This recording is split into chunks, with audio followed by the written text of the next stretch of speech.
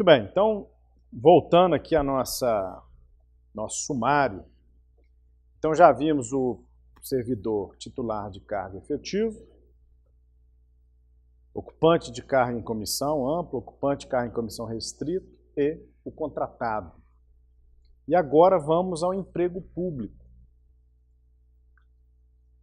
Vou pegar aqui uma definição do Celso Antônio Bandeira de Mello, a obra dele de 2004.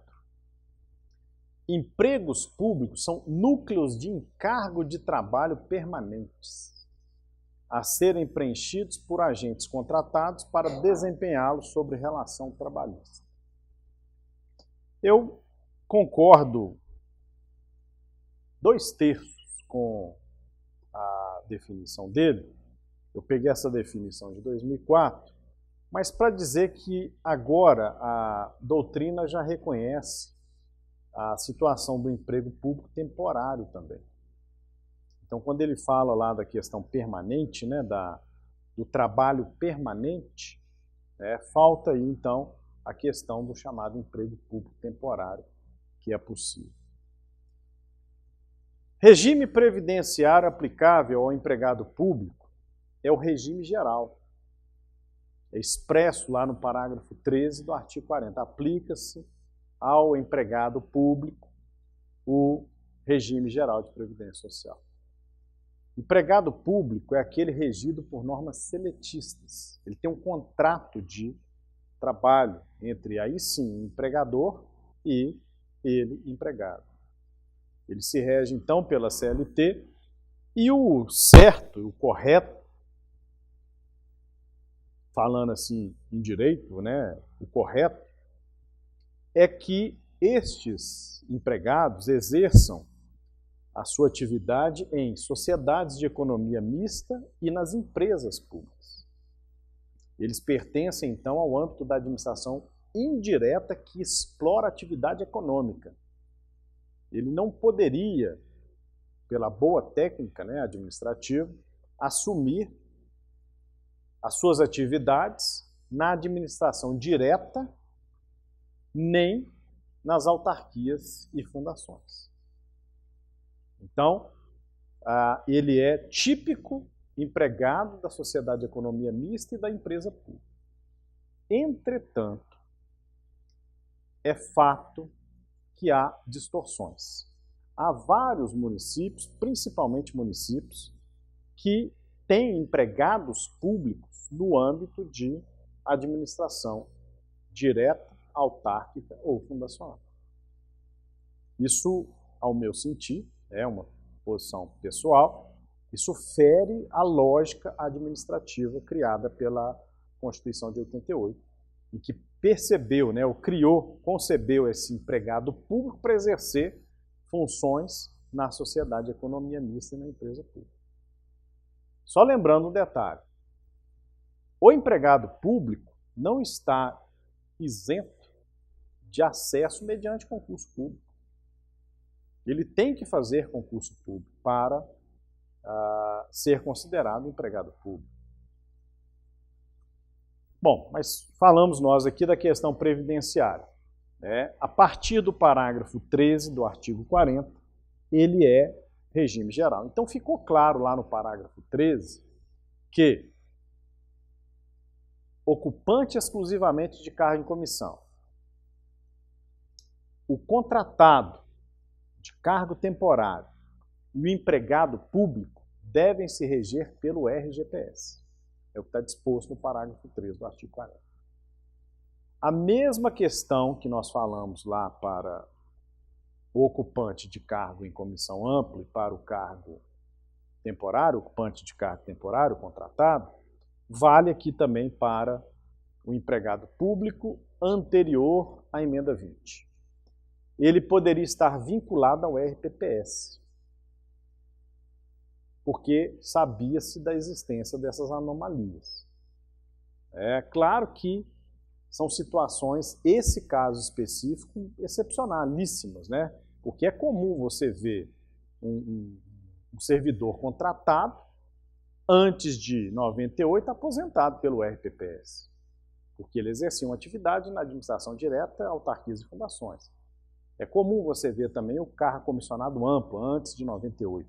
Mas o empregado público é incomum. Mas, a despeito disso, a própria orientação normativa número 2 previu essa possibilidade de que o empregado público esteja vinculado ao RPPS, desde que seja anterior à emenda 20 e que o RPPS assegurasse aposentadoria e pensão por morte. Perceba, então, que o sistema anterior a 98 ele era bem mais eclético do que o sistema atual. Mesma coisa agora. Primeiro, o aposentado por qualquer regime de previdência que exerça ou venha a exercer emprego público, ele é aposentado por qualquer regime de previdência. Quando eu falo qualquer regime, regime geral, regime próprio, militar, e venha a exercer um emprego público. É possível um aposentado do RPPS exercer emprego público nas situações de acumulação lícita, sim. Ele não pode exercer, ter proventos e a remuneração do emprego se a acumulação for ilícita, só mediante acumulação lícita. E na acumulação lícita, se ele for aposentado pelo RPPS, ele fica vinculado ao RPPS pela aposentadoria e pelo emprego público ele será RGPS. Se a aposentadoria tiver sido no RPPS, ele terá a possibilidade de se aposentar também no RGPS, se ele cumprir o tempo, né, do RGPS.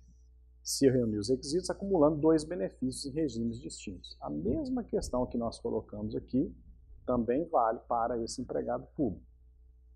Se houver a extinção do RPPS, a unificação de regimes. Se a aposentadoria tiver ocorrido no RGPS, só lhe cabe a via da desaposentação, se mais vantajosa. Se o aposentado retornar em emprego público, deverá observar a possibilidade de acumular. Eu acabei de mencionar a aposentadoria com esse emprego público, nos termos do artigo excepcionado pelo artigo 37, inciso 16, agora também o 17, e o parágrafo 10 do artigo 80.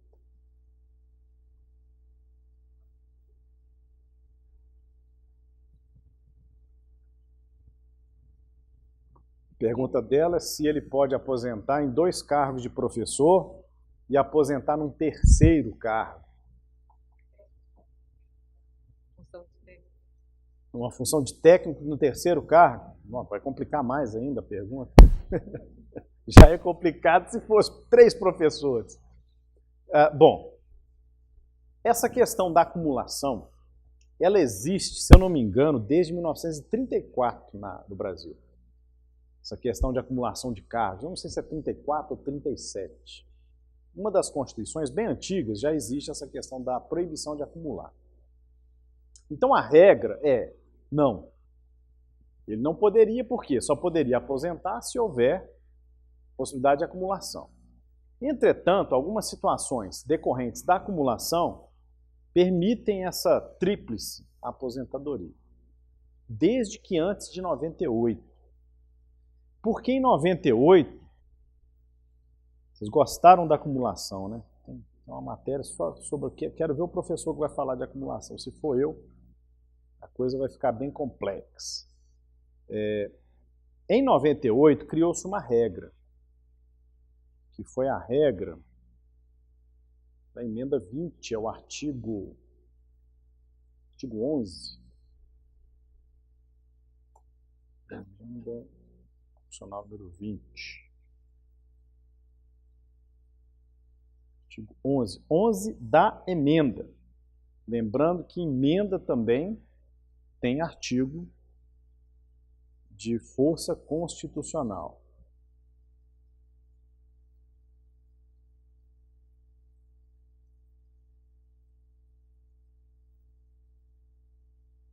Artigo 11.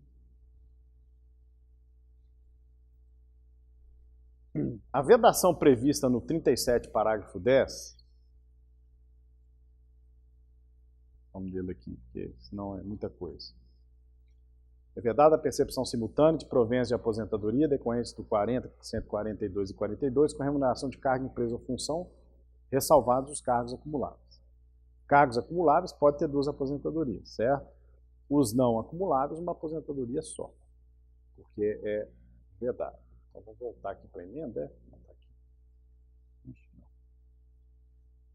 Vamos na emenda. Artigo 11. Ressalvada aquela situação, a vedação daquela situação não se aplica aos membros de poder e aos inativos, servidores e militares que, até a publicação desta emenda, tenham ingressado novamente no serviço público por concurso público de provas ou de provas e títulos, e pelas demais formas previstas na Constituição. Então, o que é lá atrás? O que foi vedado? Não pode 2 cargos, né? Ou, se puder, só 2 cargos naquelas situações. A situação aqui é, ele tem um cargo anterior, do qual ele é aposentado, e ingressou antes da emenda 20 em outro cargo por concurso público. Tá? Entretanto, lhe é proibida a percepção de mais de uma aposentadoria pelo regime de previdência a que se refere o 40 da Constituição, aplicando-se em qualquer hipótese o limite que trata o parágrafo 11 desse mesmo artigo. Ou seja, vamos imaginar que ele tinha 2 cargos aposentados de professor, que é o que você mencionou, tá? E tenha passado antes de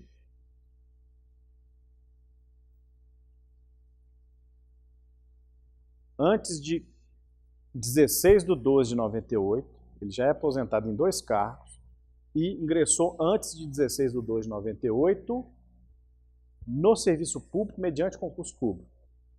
Ok? Ele pode ter uma terceira aposentadoria depois da emenda 20? Não. Ele pode acumular proventos com remuneração, mas não pode ter um terceiro provento. Olha aqui, ó. Sendo-lhes proibida a percepção de mais de uma aposentadoria pelo regime de previdência a que se refere o artigo 40 da Constituição Federal. Pode complicar mais a sua pergunta? Aqui fala assim, não pode receber mais de uma aposentadoria.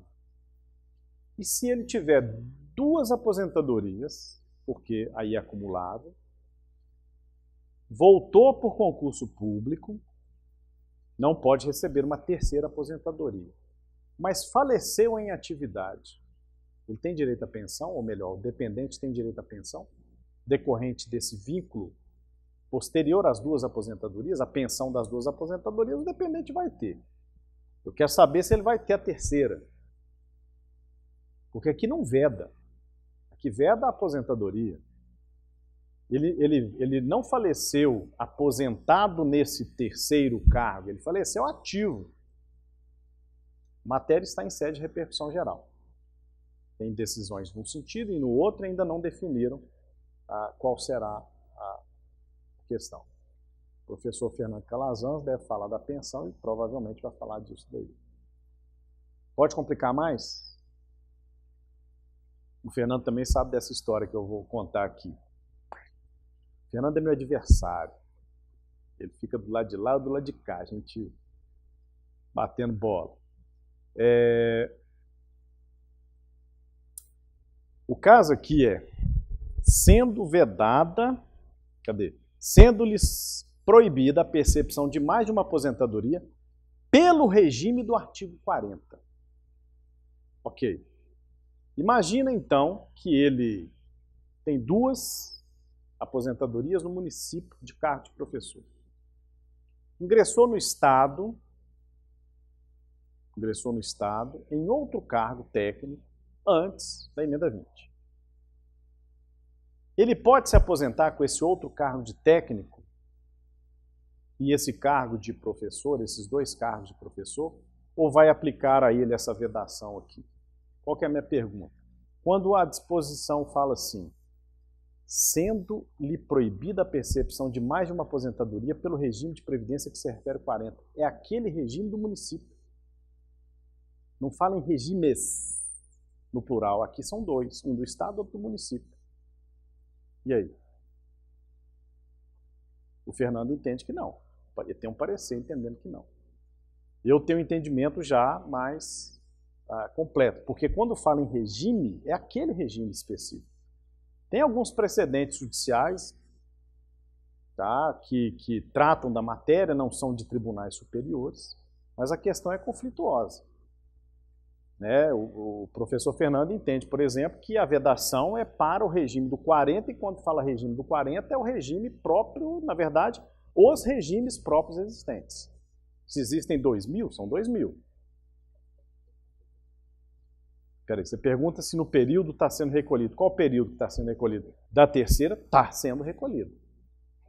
Aí a questão é, esse período que está sendo recolhido depois, no terceiro cargo, é para a retribuição ou é para a solidariedade do sistema? Por força do artigo 11, se aplicado, é para a solidariedade do sistema. A pergunta que foi feita aqui, né, no intervalo, é bom que eu traga as perguntas do intervalo para dentro da aula também. Né? Esqueci. A pergunta que você fez, que você falou, se nesse período estava sendo recolhida. Nossa, deu um branco geral agora. Eu lembrei da pergunta e fui esquecendo. Tentei enrolar, não consegui. Eu vou lembrar dela, mas a pergunta é interessante. Me ajuda, gente, a lembrar. Se a aposentadoria, se estava sendo recolhida a contribuição. Se a solidariedade do sistema é como um todo.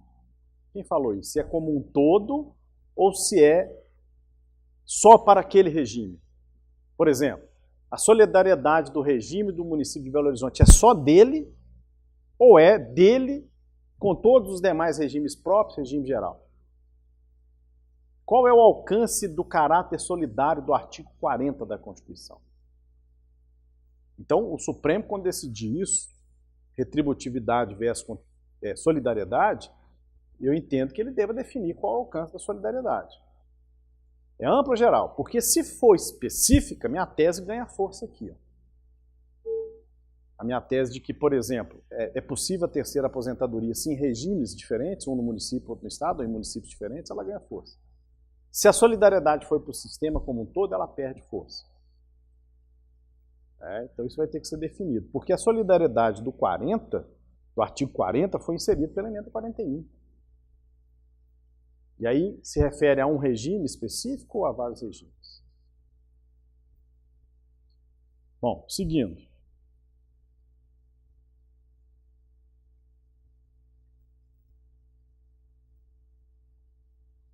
Bom, voltando lá no nosso roteiro. Falamos do cargo do emprego. Eu não fiz a distinção entre emprego efetivo e emprego em comissão amplo, restrito e temporário, porque a definição é a mesma do cargo. A forma do efetivo é uma estrutura permanente da administração pública indireta por boa técnica, autarquias, sociedade de economia mista e empresa pública, acessível mediante concurso público de provas e títulos. A diferença para o cargo é o regime jurídico. O emprego é seletista, o cargo efetivo é estatutário, de direito público. Emprego em comissão tem o amplo e o restrito, na mesma definição que eu usei para cargo, e emprego temporário, na mesma definição que eu usei para cargo temporário. Então agora nos resta a função pública. Qual é o problema? Deixa eu aproveitar aqui, já falei tanto dele, do artigo 40 e do parágrafo 13, mas acabei não mostrando, eu acho importante essa altura demonstrar, né? Tá lá, olha a lógica que tentou empreender o legislador constituinte derivado de 1998 com a emenda 20. Aos servidores titulares de cargos efetivos da União, dos Estados, do Distrito Federal e dos municípios, incluídas suas autarquias e fundações, é assegurado regime de previdência de caráter contributivo e solidário. Mediante contribuição do respectivo ente público, servidores ativos, inativos e dos pensionistas, observados critérios que preservam o equilíbrio financeiro e atuarial disposto neste artigo. Nós já vimos esse artigo quando eu falei da obrigatoriedade. Mas voltando aí, olha aqui alguns detalhes dele. aos servidores titulares de cargos efetivos. Quis o Constituinte que aos servidores titulares de cargo efetivo fosse aplicado o disposto nesse artigo, em regime de previdência de caráter contributivo e solidário. Ok? E, lá no parágrafo 13, nossa, viajei. Lá no parágrafo 13 do artigo 40,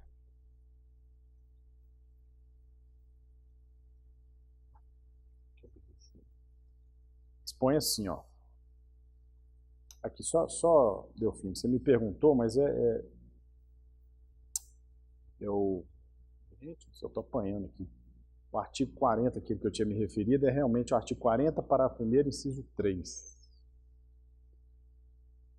40, parágrafo 1º, inciso 3. 2, 3. Que é os 10 anos mais 5 anos. Mas passando, né? Indo para o 13. 13 é galo. Ao servidor ocupante exclusivamente cargo em comissão, declarado em lei de livre nomeação e exoneração, bem como outro cargo temporário ou de emprego público, aplica-se o regime geral de previdência social. Qual que é a lógica, então? Titular de cargo efetivo, regime próprio. Não efetivo, quer dizer, cargo temporário, emprego público ou comissão amplo, regime geral. Acontece que tem um artigo aqui da Constituição, que é o artigo 37, inciso 2, que ele dispõe o seguinte. Olha o 37.2. 37, inciso 2. É muito inciso. Chegando. 2. A investidura em cargo ou emprego público depende de aprovação. É esse? Não, é 1. Desculpa, é 1. Os cargos, empregos e funções públicas são acessíveis aos brasileiros. Então, a administração pública ela é organizada, segundo o nosso quadrinho aqui, em cargo, emprego e função. Acontece que nós vimos que lá no artigo 40 e no parágrafo 13, falou em cargo, falou em emprego, mas não falou da função. O que eu quero dizer? Isso daqui, ó. Vamos lá. Não falou da função, então vamos entender o que é função pública. Eu vou usar a definição do Eli Lopes Meireles. A citação aí é de 1996, mas é proposital porque eu considero essa a melhor edição, em termos conceituais. Função pública é atividade, não é estrutura. A diferença. É a atividade que a administração pública confere às pessoas naturais que com ela se vinculam para o exercício da atividade administrativa. Segundo o magistral em ensinamento de Eli Lopes Meireles, todo cargo tem função, mas pode haver função sem cargo. Todo cargo, seja ele efetivo ou em comissão, é definido em lei com as funções correspondentes. Não exerceu aquelas funções implica desvio de função e improbidade administrativa. Todo cargo tem função, mas eu posso ter funções sem a estrutura, sem cargo. Essa é a ideia. Então veja o problema que eu mencionei. O caput do 40 trata do servidor titular de cargo efetivo, prevendo sua vinculação ao RPPS. E o parágrafo 13 do mesmo artigo 40 trata apenas do cargo em comissão amplo, que é o servidor ocupante exclusivamente de cargo em comissão, de livre nomeação e exoneração, do cargo temporário e do emprego público. Em conclusão, como se vê, nada trata sobre a função pública e suas consequências previdenciárias. O legislador comeu mosca. A verdade foi essa. O legislador constituinte, ele não tratou da questão.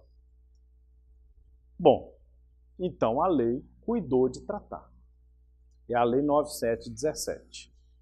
Lá no inciso 5 do artigo 1º, determina que o RPPS só possa dar cobertura a servidores públicos titulares de cargo efetivo. É uma no cravo, outra na ferradura. E depois falou assim, e a militares? Não entendo que militar é RPPS. Militar é regime de previdência dos militares, mas tudo bem. E a seus respectivos dependentes de cada ente estatal.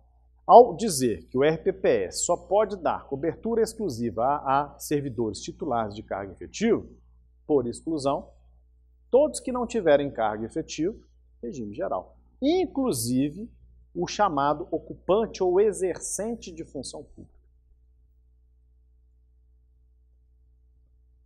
Entretanto, no âmbito federal, integram o regime próprio de previdência os servidores titulares de cargo efetivo, estáveis ou estabilizados pelo artigo 19 do ABCT, que já tinham 5 anos na administração pública e quando veio a Constituição eles foram estabilizados, bem como aqueles que, aí tem uma terceira figura, na redação de um parecer, esse parecer é o GN 030, publicado no Diário Oficial da União em 3 de abril de 2003, página 15, da lavra do então advogado-geral da União, hoje ministro do Supremo Tribunal Federal, Gilmar Mendes, aprovado pelo presidente da República, Fernando Henrique, foram mantidos no serviço público federal e sujeitos a regime estatutário, não preencheram os requisitos mencionados, aqueles servidores que não preencheram os requisitos mencionados na referida disposição transitória, quer dizer, o artigo 19 do ADCT, alcançando, portanto, os estáveis e efetivados, os estáveis e não efetivados e os não estáveis e nem efetivados. Isso pelo fato de que esses últimos desempenharam função pública de caráter permanente. São pessoas que não ocupavam cargo, nenhum tipo de cargo, nem em comissão, nem efetivo, não era de emprego, exerciam uma função pública sem cargo. E foram considerados de função pública de caráter permanente. Criou, então, essa distinção aqui que eu faço. Função pública permanente e função pública temporária. Exemplos de função pública temporária: jurado, mesário de eleição, membro de conselho tutelar, que não tem efeito previdenciário por essas funções, a não ser o conselheiro tutelar que começa a se profissionalizar, ou já em grau avançado de profissionalização, Mas o mesário não tem consequência pelo fato de ser mesário. Inclusive é um munus público. Estou até com medo de mudar meu título, vou ter que mudar, cadastrar. Já fui presidente de sessão, mesário. A vantagem é que eu sou servidor público, eu posso ganhar os dias aí para passear. Mas então, tem a outra figura, que é o permanente, que criado por esse parecer, aprovado pelo presidente da República, ele torna-se de caráter normativo. Geral, é como se fosse um decreto, tem a mesma força, Então, é a função pública de caráter permanente. A União considerou as funções públicas dela, União, como pertencentes ao RPPS da União.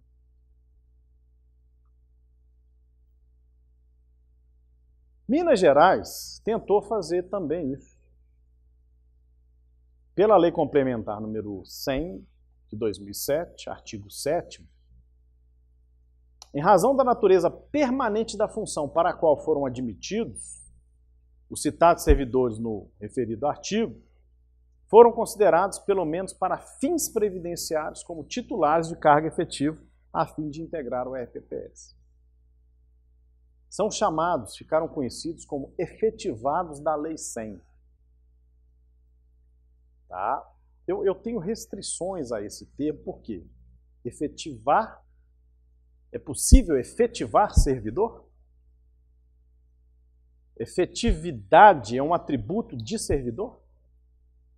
É do cargo. Mas usaram isso aí no jargão comum, Efetivação. Quem são essas pessoas?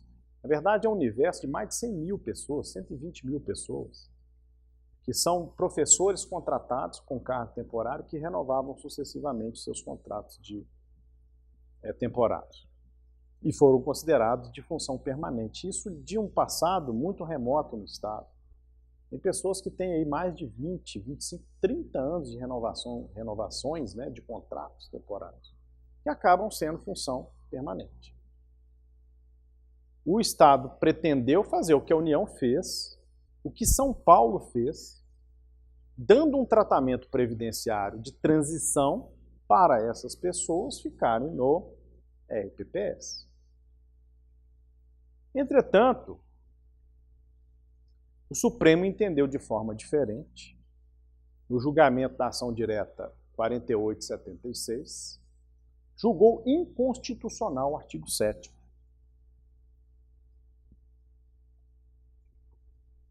Por entender que houve efetivação de profissionais na área de educação sem concurso público. Nesse sentido, entendeu que a inconstitucionalidade está na ausência do concurso e não em assegurar direitos previdenciários. Eu acho que o fundamento aqui pode até ser correto, mas ele atacou o ponto errado. Porque a ideia da norma era assegurar direitos previdenciários. E se entendesse o Supremo assim, deveria ter feito ele o quê? Declaração parcial de inconstitucionalidade com ou sem redução de texto, para assegurar que estes servidores ficassem no RPPS. Porque quando esses servidores tiverem que ir para o RGPS, será que o RGPS vai aceitá-lo? A verdade é, será que está aceitando? Só para você ter uma ideia, o Estado teve que propor uma ação civil pública para fazer cumprir uma ação direta de inconstitucionalidade. Pediu uma liminar para falar, olha, deixa esse pessoal aqui enquanto se discute na Justiça. O juiz negou a liminar. Ao negar a liminar, ao ter uma decisão do Supremo, esses servidores então são do RGPS. Entendeu então, né, que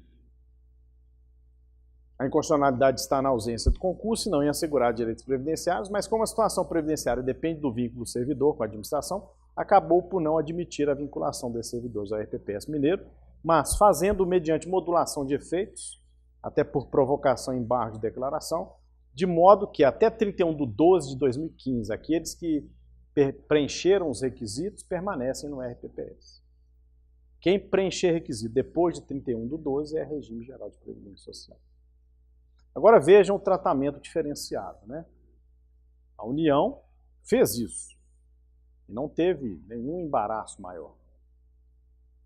O Estado fez e teve embaraço. São Paulo fez e não teve embaraço. Bom, mas para dizer que o que resolveu e acabou definindo a questão é o artigo 1º da Lei 9.717, que determinou a exclusividade de cobertura aos servidores públicos titulares de cargo efetivo, excepcionada a situação da toda poderosa União Federal, que tem essa situação aí de função pública, entre aspas, efetivada. Exercente de mandato eletivo. Não sei se vocês observaram como que eu uso o verbo, né, titular, o verbo aí, né, titular, titularização, titularizar, ocupar, exercer, né, contratar. Quando a gente usa aí o verbo ou a substantivação dele, exercente, só pode ser de mandato eletivo. Ocupante é de cargo em comissão. Titular é de cargo efetivo. O direito administrativo, assim como o direito tributário, e por vezes o direito previdenciário, ele prima pela técnica, ele prima pela literalidade. Por isso é que eu não gosto de expressões servidor estatutário, servidor efetivo, isso não existe, né? Exercentes de mandato eletivo federal, estadual, distrital e municipal são aquelas pessoas eleitas pelo povo para ocupar os cargos de vereador, deputados, senadores, prefeitos, governadores, presidente da República, enfim, os agentes políticos detentores de mandato eletivo. É isso que eu chamo de exercentes de mandato eletivo. Dois grupos que a gente pode trabalhar para fins previdenciários.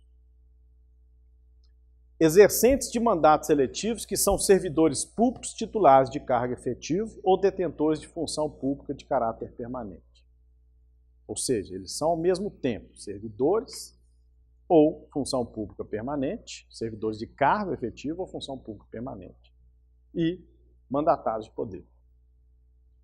E não perdem essa condição com o exercício do mandato. E o segundo grupo, os exercentes de mandatos eletivos que não são servidores públicos. Nos interessa mais de perto, primeiro, por serem servidores públicos ou exercerem funções de caráter permanente. Qual a situação dos dois grupos aqui? Ela está prevista no artigo 48, incisos 4 e 5 da Constituição. Os seguintes termos.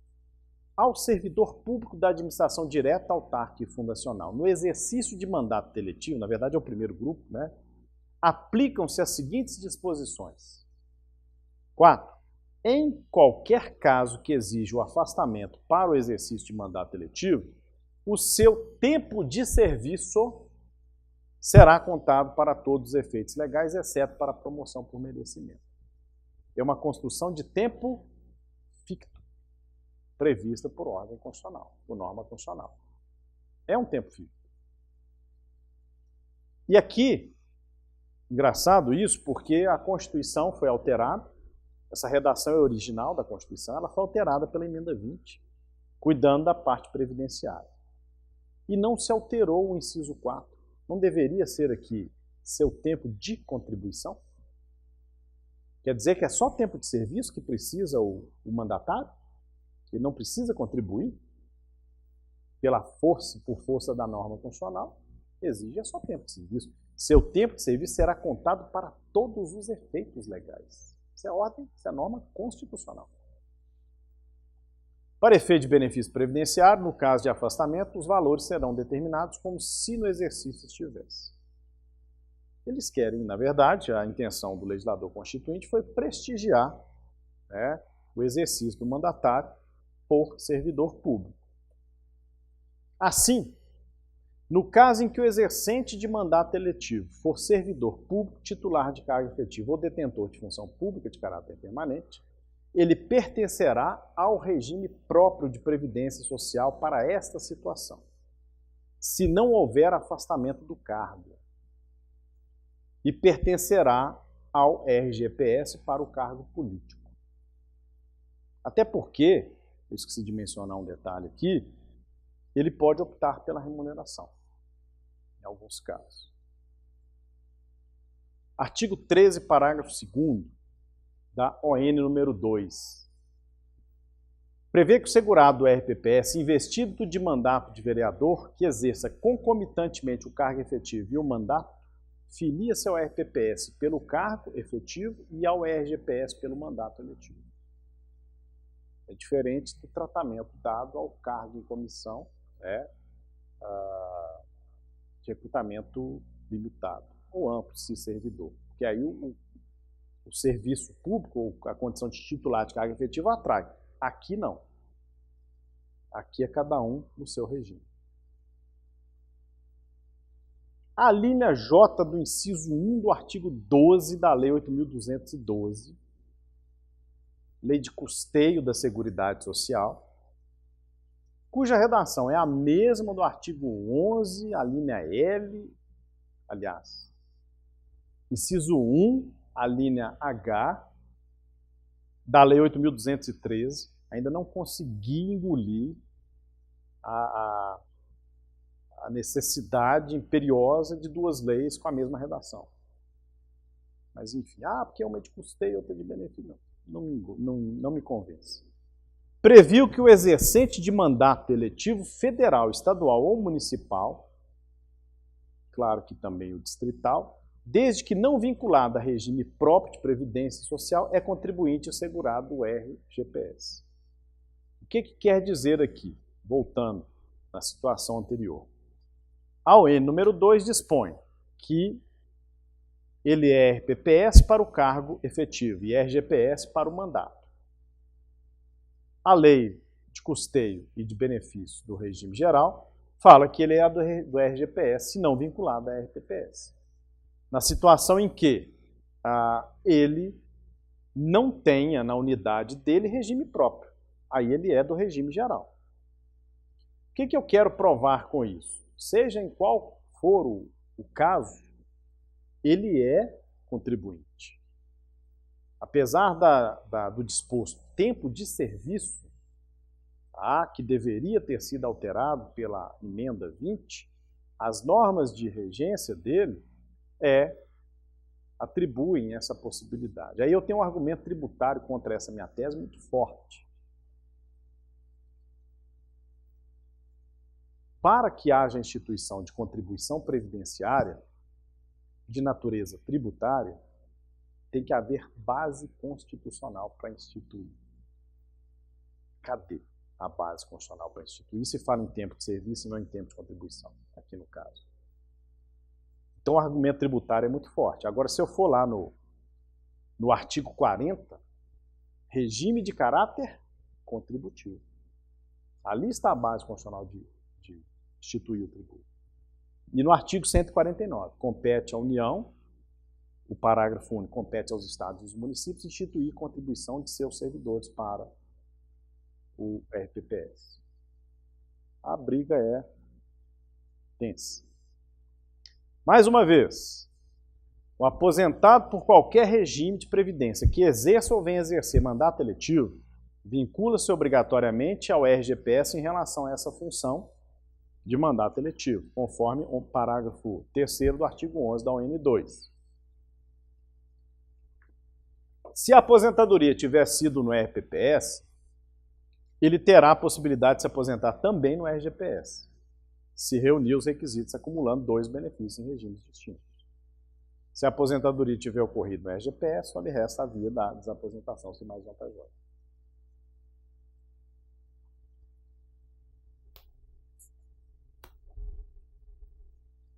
Vamos lá, Delfim. No microfone. Quando o servidor é eleito por aquele dispositivo diz que conta o tempo para ele de serviço e a remuneração vai ser aquela que foi definida para ele. Mas ele não recolhe nada para o regime próprio. Ele não trabalha lá e não recolhe nada. Mas ele vai recolher para o regime geral com o cargo efetivo? Com o cargo eletivo? Qual é a solução que a orientação normativa quer dar? Ele quer dizer que se vincula ao cargo efetivo, se vincula em relação ao cargo efetivo ao RPPS. Então vai haver contribuição para o RPPS. Porque nessa hipótese aqui, deixa eu pegar a norma aqui da Constituição, que não está... Estou em qual artigo? 37, ou 38.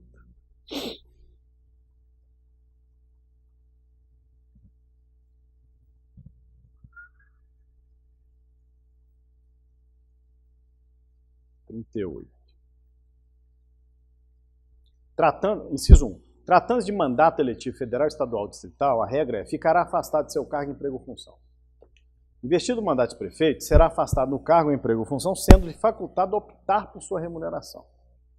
Investido o mandato de vereador, havendo compatibilidade de horários, é essa a hipótese, perceberá as vantagens do seu cargo, emprego ou função, sem prejuízo da remuneração do cargo eletivo, e não havendo compatibilidade, será aplicada a norma do inciso anterior. Então, o caso que eu mencionei é, se ele é vereador, havendo compatibilidade de horário, recebendo as vantagens do cargo, e a remuneração do mandato eletivo, quer dizer, ele está exercendo as funções do cargo e o mandato eletivo. Ele é vinculado no cargo, emprego ou função, no RPPS, e no mandato eletivo, regime geral.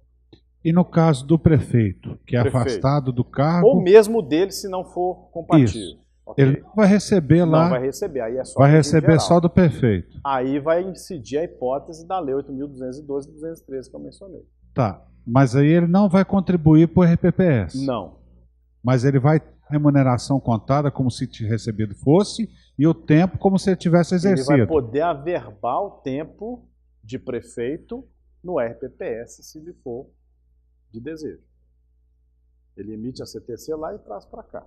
Do RPPS para ele. Exatamente. Mas mantém o valor da remuneração dele lá no cargo. Ao trazer o tempo do RGPS para cá, ele não mexe com remuneração. Ele tem que respeitar o teto do RPPS. Ok?